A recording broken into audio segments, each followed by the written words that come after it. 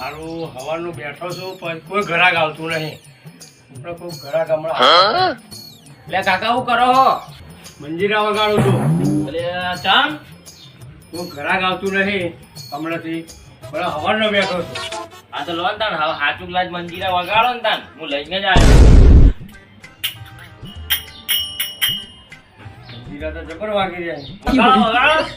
બધા નહીં વગાડવાલા ઘરાક નાહી જાવ તો કોઈ ના ના વગાડો હેડો.